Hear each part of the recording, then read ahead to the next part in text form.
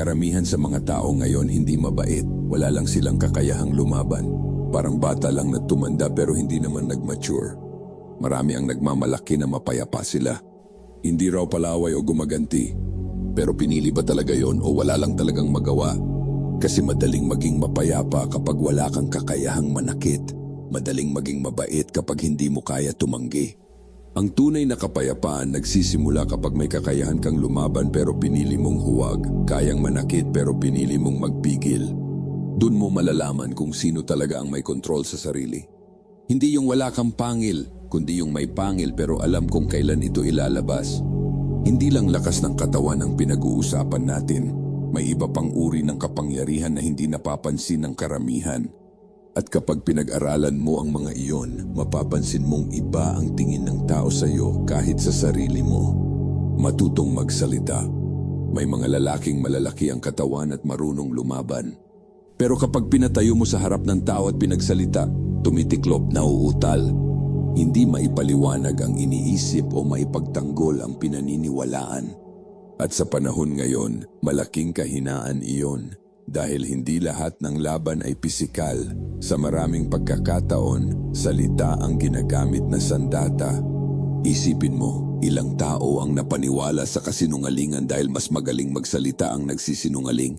O kaya sa buhay mo, ilang beses ka nang nakausap ng taong alam mong mali siya, pero siya pa ang pinaniwalaan? Hindi sapat na tama ka, kailangan kaya mo ring ipaliwanag kung bakit tama ka. Marami ang nagugulat kapag hindi sila sineseryoso, pero kapag nagsalita sila parang sila mismo hindi sigurado sa sinasabi nila. Paano ka paniniwalaan ng ibang tao kung ikaw mismo hindi malinaw magsalita? Tingnan mo ang mga taong may impluwensya. Hindi man tayo sang-ayon sa lahat ng sinasabi nila, pero isang bagay ang hindi maikakaila. Kaya nilang ipahayag ang iniisip nila. Kaya nilang magsalita kahit may kumukontra. At iyan ang dahilan kung bakit nakikinig ang tao. Ang problema sa marami ngayon, gusto respetuhin sila dahil lang sa posisyon, dahil mas matanda sila o sila ang boss. Kung hindi mo kayang sabihin ng malinaw ang nasa isip mo, may ibang taong gagawa niyan para sa'yo. At kadalasan, hindi nila yun gagawin pabor sa'yo.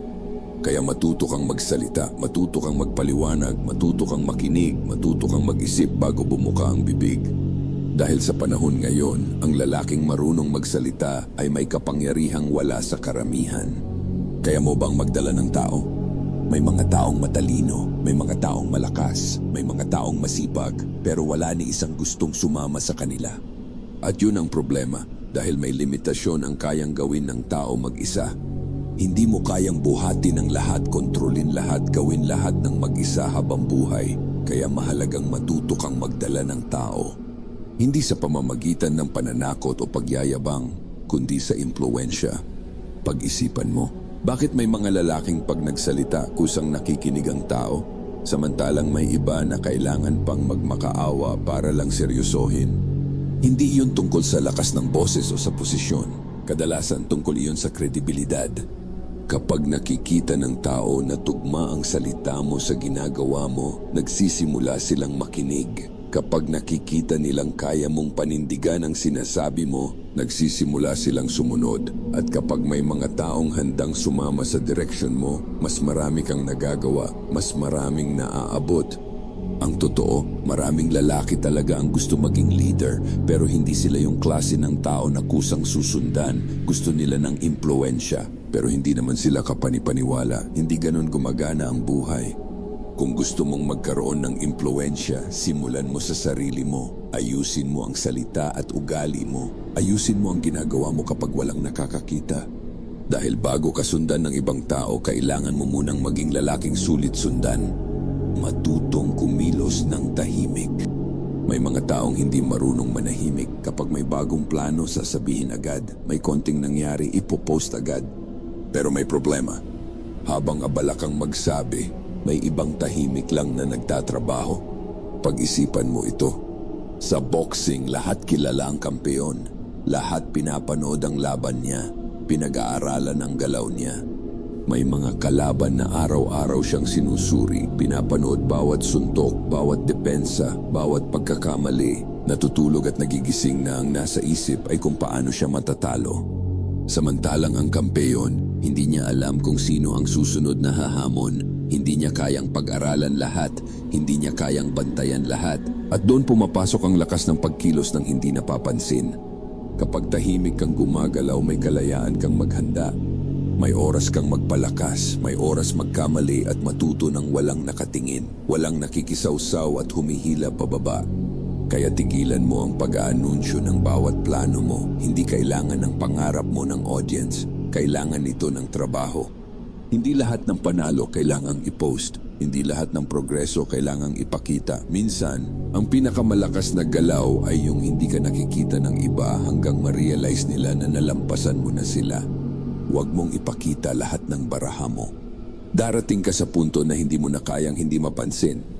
Ito yung mga panahon na may makikinig na sa'yo, may susunod sa'yo, may re-respeto sa'yo at may gustong pabagsakin ka. Ganito ang nangyari sa kampeon na pinag-usapan natin kanina. Nung nagsisimula pa lang siya yung tahimik na naghahanda, siya yung hindi kilala, siya yung walang nakatingin. Pero nang makarating siya sa tuktok, nagbago ang lahat.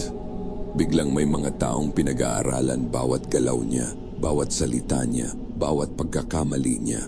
At doon niya maiintindihan na hindi sapat ang lakas, hindi sapat ang talento o sipag. Kailangan marunong ka ring dalhin ang sarili mo.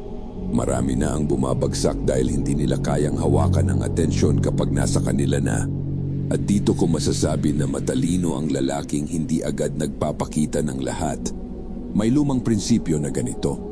Magmukhang mahina kapag malakas ka at magmukhang malakas kapag mahina ka. Hindi ito tungkol sa pagsisinungaling, tungkol ito sa pag-unawa kung paano gumagana ang tao. Kapag minamaliit ka ng isang tao, nagiging kampante siya, humihina ang pagbantay, nawawala ang pag-iingat at doon siya nagkakamali. Ilang beses ka nang nakakita ng taong sobrang yabang.